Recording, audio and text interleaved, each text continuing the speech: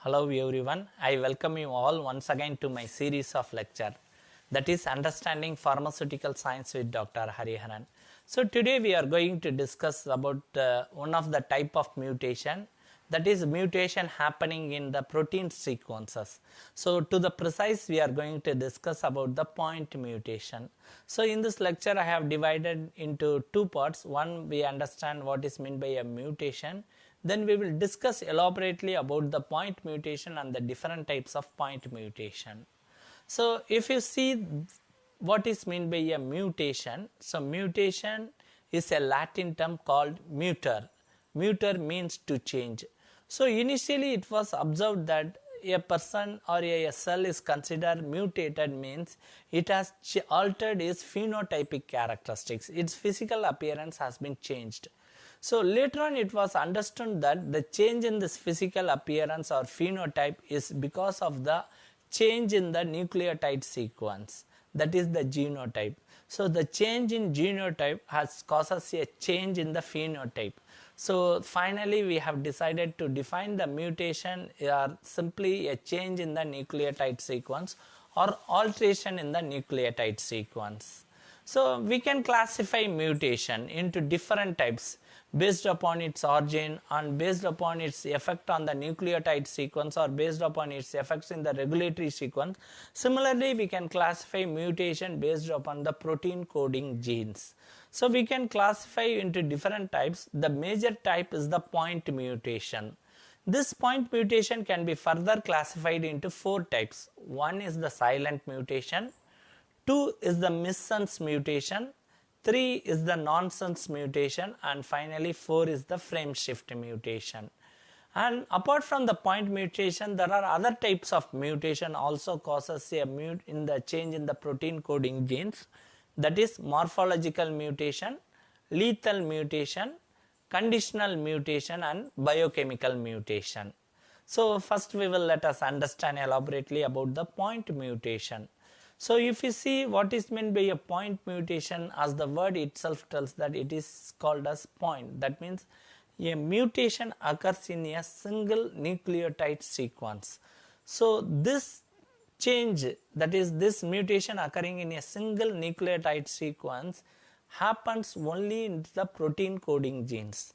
So if we take the DNA of any cell, can be especially the eukaryotic cell, we can classify the DNA into two parts DNA sequence. One is called as introns and second is called the exons.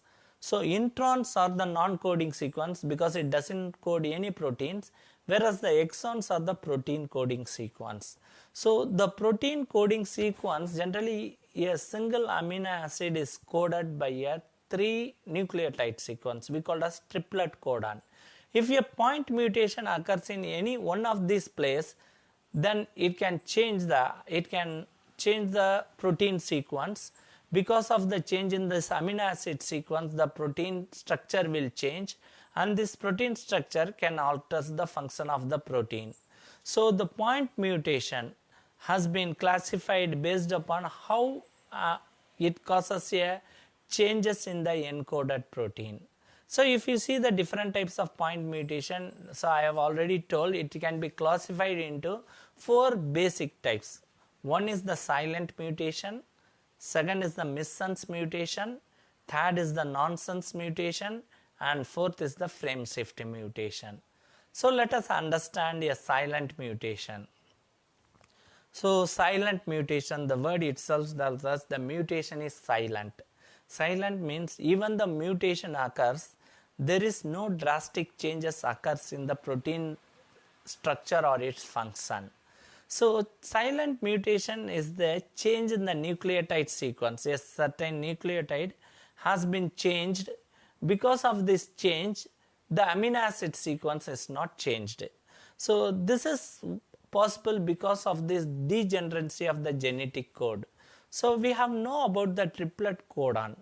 So if you see a single amino acid will be coded by a 3 codons. That's why we call it as a triplet codon. For example, one amino acid methionine can be coded by a triplet codon AUG, that is adenine, uracil, guanine can join together, can code methionine. So if you see, there are 20 amino acids are available and number of triplet codon available is 64. That means on an average, if you see, a single amino acid will be coded by 3 different triplet codons. So what happens in silent mutation? If a particular codon is changed, the amino acid no need to be changed. This type of mutation we call a silent mutation. So I have shown with an example. Consider a codon CGU, that is cytosine, guanine and uracil, can code a particular amino acid called arginine. Now a point mutation has happened at the uracil. So the uracil has been changed to cytosine. So CGU has been changed to CGC. But the CGC also codes the same amino acid arginine. So since it has coding, even though the mutation has occurred, but the phenotype, that is the amino acid sequence, is not changed. If the amino acid sequence is not changed, means the protein structure also doesn't get altered. If the protein structure not altered, means its functions will become an intact one. So this type of mutation we call as a silent mutation. So this mutation can occur both at DNA level as well as an mRNA level. So the end result of this mutation is no change in protein sequence, so there is no change in the phenotypic characteristics. So the second type is the missense mutation. So missense mutation means a change of a single base in the protein coding sequence can change from one amino acid to another one. So in nonsense mutation in silent mutation what happened is the change occurs but it has produced the same amino acid. In missense mutation what it is happening, the point mutation occurring at the single nucleotide has produced a different amino acid instead of the original amino acid. So as you can see, the TUC or TTC might have coded one particular amino acid, in this case TGC has coded another amino acid cytosine. So for example, if we take the codon GAG, guanine adenine guanine, can code a glutamic acid, and a point mutation occurs as adenine, that is adenine has been replaced with uracil, so GAG has been converted to GUG, which codes another amino acid valine. So the effects of this missense mutation can vary drastically. So sometimes it can drastically alter the protein structure, sometimes it doesn't have any effects on the protein structure. So sometimes it can lead to loss of the activity, sometimes there is no change of the activity at all. So for example, if you see the different effects of the missense mutations, so I have already told that the effect of the missense mutation depends upon the type and the location of the point mutation occurs. That is, the type of the amino acid has been replaced. So for example, if a replacement of a non-polar amino acid with a polar amino acid, what happens is it drastically alters the structure. So the hydrogen bonding of the non-polar amino acid and the hydrogen bonding of the polar amino acid can alter the structure of the protein. This leads to sometimes changes in the function also. So if this one happening in a domain, then it will be the drastic changes in its function. If it doesn't happen, then there will be lesser changes in its function. So moreover, if the mutation, if the replacement of this amino acid has occurred in a critical part of the protein structure. So if you see the three-dimensional structure of a protein, the active site we called as a domain. So in this active site, what happens is either a drug or biomolecules will interact only to a specific amino acids. That specific amino acid we called as a critical amino acid. If this critical amino acid has been altered, changed, then it destroys the activity of that protein. So this way it can lose the entire activity of the protein by this missense mutation. Sometimes what happens, a particular polar amino acid is replaced with another polar amino acid, means it has little effect or sometimes no effect at all. So this missense mutation generally can have drastic variations in its activity, from no changes in activity to no activity at all. So it provides an important role in its evolution. So generally it doesn't cause us any lethal activity, but it leads to change in the phenotypic structure and sometimes it can lead to evolution. The third type of point mutation is the nonsense mutation. So if you see the nonsense mutation, the name nonsense we have put it because it terminates the protein translation process earlier. So what happened is there is three type of stop codons are there. So I have told 64 triplet codons are available. This 64 triplet codons will code 20 amino acids. Out of this 64, 3 is the stop codon because the tRNA doesn't carry any amino acid. It stops the translation process of the protein. So what happens is if a mutation can lead to generation of this stop codon, can stop the mutation immediately. So it can shorten the polypeptide. So this leads to a nonsense mutation. So nonsense mutation can convert a sensible codon to a nonsense codon. That means a sensible codon will code a particular protein which is needed for us. A nonsense codon, what happened? It shortened the protein sequence, it produces a non-functional protein. So it is called as nonsense or stop codon.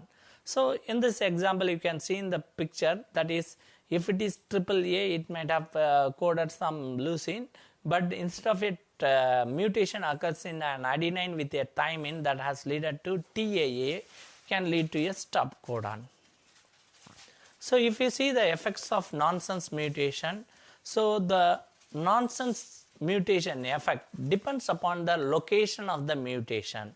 If the location of the mutation can alter the phenotype to a more severe manner, or it has no effect on the phenotype itself. For example, if the nonsense mutation occurs only at the terminal region, 1 or 2 amino acid before that, so that it has coding to produce the entire protein except 1 or 2 amino acids. So no changes in the activity can be seen. But if the stop codon is in the starting point or in the middle point of the gene, then it can shorten the polypeptide gene to a drastic level, so it can produce an inactive protein or non-functional protein at all. So and the final type of the point mutation is the frame shift mutation. So if you see the frame shift mutation, what happened is an insertion or deletion of 1 or 2 nucleotides can going to change the coding sequence of the after that mutation part. So we know that the triplet codon will be present in the nucleotide sequence. So each triplet codon secretes particular amino acids, so we get a protein. So in the frame shift mutation, what happens? We are inserting another nucleotide or removing a nucleotide. So this can also called as indel mutation. Insertion means in, del means deletion. Indel mutation also we can. So by this insertion or deletion, what happen is that the shift in the frame amino acid sequence will going to shift in the triplet codon will change. So the amino acid produced also will change. So this codon, this triplet codon, the addition and deletion can change in the base sequence. Triplet codon next after the mutation can lead to newer type of amino acid sequence in its downstream. So you can see from the picture methionine, threonine and serine. After that, an insertion of guanine can changing the triplet codon shift.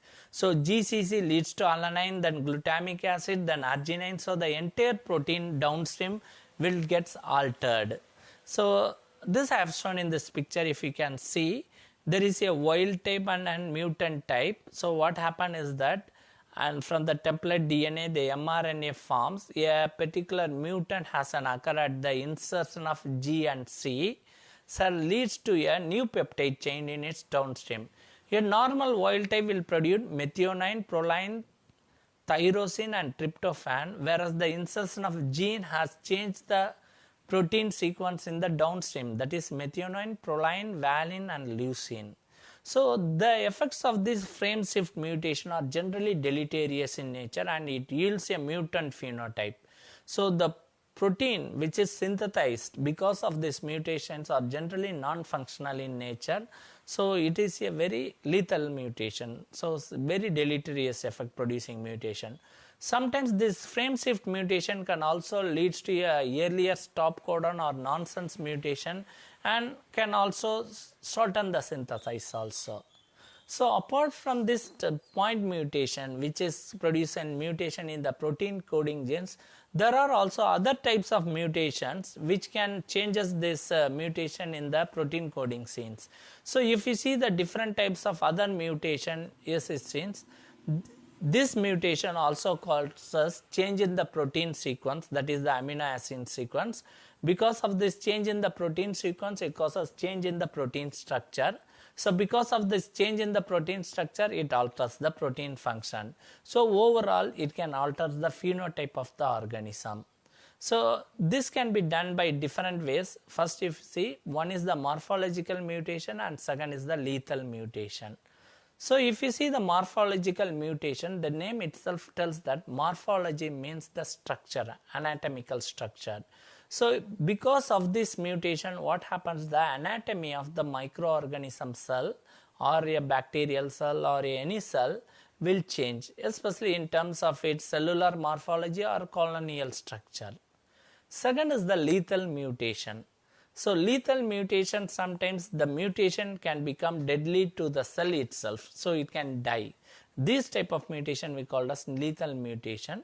So one more type we can call as a conditional mutation, that is the mutation can occur only in a certain environmental conditions. For example, if you see an example of a conditional lethal mutation can occur in E. coli. So E. coli can survive in a permissive condition, that is up to a particular temperature. So if a temperature has been increased to above a certain level, what happens? It leads to mutation and eventually it becomes lethal to the cell and it will die. So this is called as a lethal mutation. And the final one is the biochemical mutation. The mutation can alter the biochemical pathway of a cell. That means a change in biochemistry of the cell happens because of a mutation we call as a biochemical mutation. So generally this biochemical mutation can inactivate the biosynthetic pathway which is necessary for a particular cell to survive. That means it needs a certain macromolecule like an amino acid or a nucleotide. So this biochemical mutation can lead to either an auxotrope or we can call as resistant mutant also. So for example, if you see an auxotrope, which is the most common word we can use in a fermentation technology or a bioprocess technology. So auxotropes are a strain which is a biochemical mutated one. That means it has a particular conditional phenotypic characteristics. That means it lacks a particular biochemical pathway. So since it lacks this particular biochemical pathway, it cannot produce particular chemical which is needed for its survive. So if you add that chemical in the growth medium, then only it can grow, otherwise it will die. This type we called as an auxotropes. So the auxotropes cannot synthesize a particular chemical because of the mutation in its biochemical pathway. It is needed for its survival. And the second one is the resistant mutation.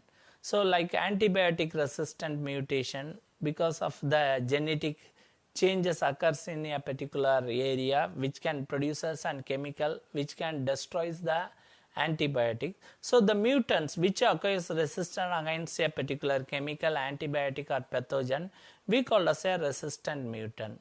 So this auxotropic mutant and resistant mutant are very important in the microbial genetics and fermentation technology.